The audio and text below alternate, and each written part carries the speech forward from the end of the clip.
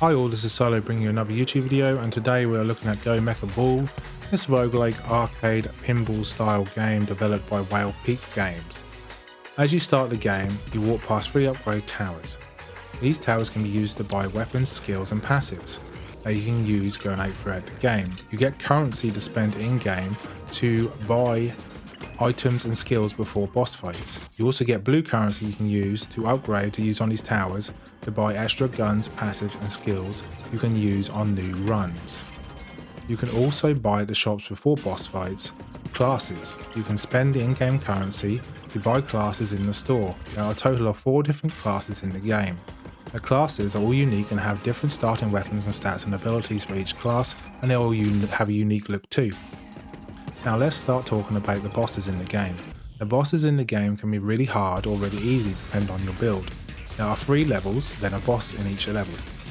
You get to choose passives or an ability when you beat each wave. When you beat each wave it gets harder. After the boss you are put into a new area with a new boss and new waves, getting harder and harder each time. Some abilities combo really well with each other and make your build crazy strong, and sometimes your builds are not very good. It all depends on the actual build itself that you choose. Now let's talk about level design. It's very cool and you can play like Sonic the Hedgehog. What I mean by that is you can curl into a ball and roll and get speed and bash and combo with other skills in the game like a pinball style levels. As you bounce off the walls, go up ramps and fly, you can shoot in the air, get to a higher spot or dodge bullets. This is a unique mechanic you don't normally see in roguelike games.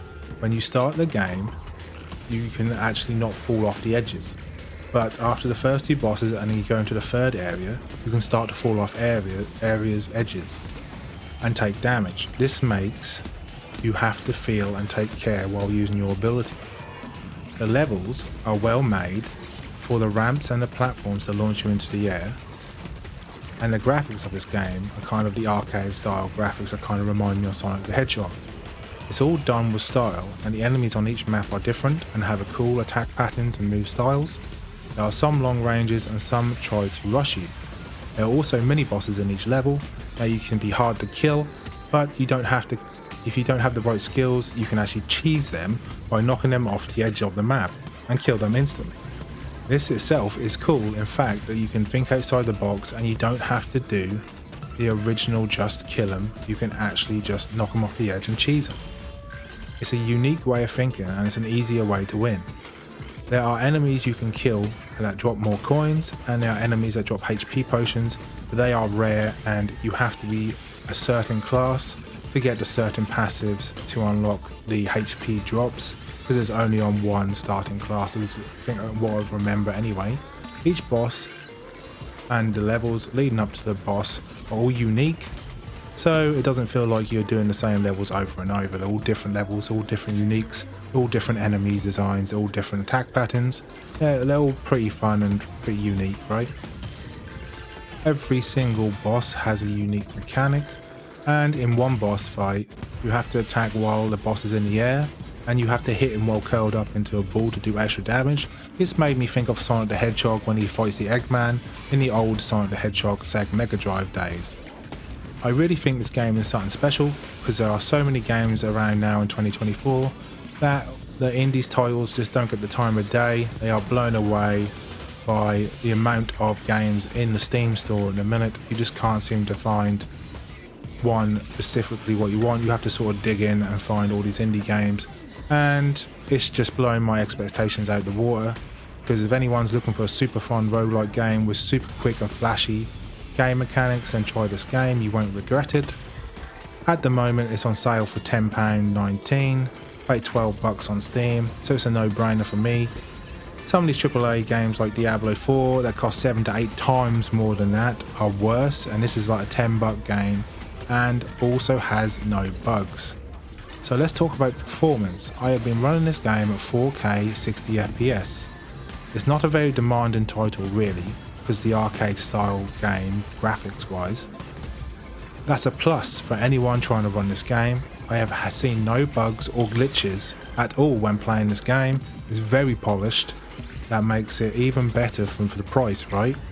Currently, there is a total of 20 abilities, or just over 20 abilities in game, just over 25 different guns in game, and around just over 50 upgrades in game at the minute for you to unlock go out throughout the games.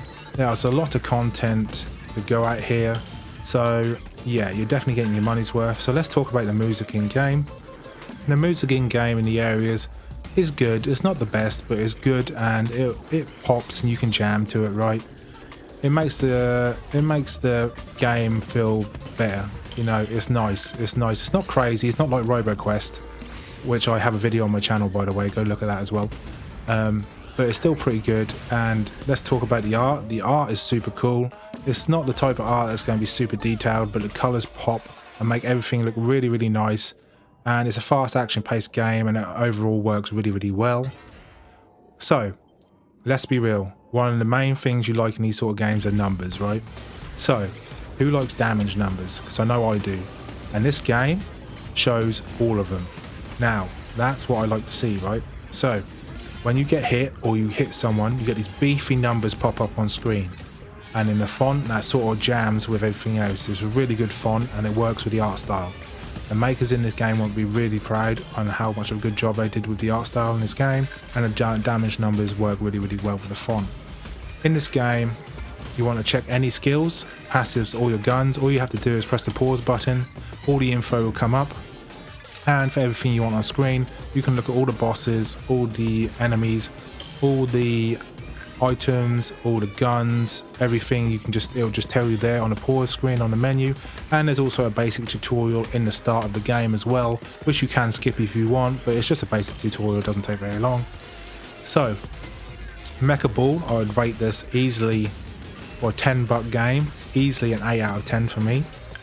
This is sort of my first look and review of the game. I will put a Steam link in the description below with the timestamps, with all the stuff, all the boss fights and stuff, and the timestamps in the video description.